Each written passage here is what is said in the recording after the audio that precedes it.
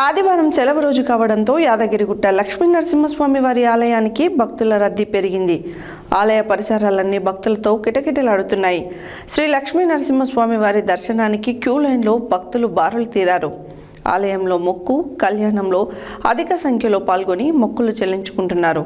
దీనితో స్వామివారి ఉచిత ప్రవేశ దర్శనానికి దాదాపు 2 గంటలు, ప్రత్యేక ప్రవేశ దర్శనానికి దాదాపు గంట సమయం పడుతుంది. ఆదివారం సెలవు రోజు కావడంతో యాదగిరిగుట్ట లక్ష్మీ నరసింహస్వామి వారి ఆలయానికి భక్తుల రద్దీ పెరిగింది. ఆలయ పరిసరాలన్నీ భక్తులతో కిటకిటలాడుతున్నాయి. శ్రీ లక్ష్మీ నరసింహస్వామి వారి దర్శనానికి క్యూ లైన్లో భక్తులు బారులు తీరారు. ఆలయంలో మొక్కు కళ్యాణంతో అధిక సంఖ్యలో పాల్గొని మొక్కులు చెల్లించుకుంటున్నారు. దీంతో స్వామివారికి ఉచిత ప్రవేశ దర్శనానికి దాదాపు 2 గంటలు, ప్రత్యేక దర్శనానికి దాదాపు 1 గంట సమయం పడుతుంది.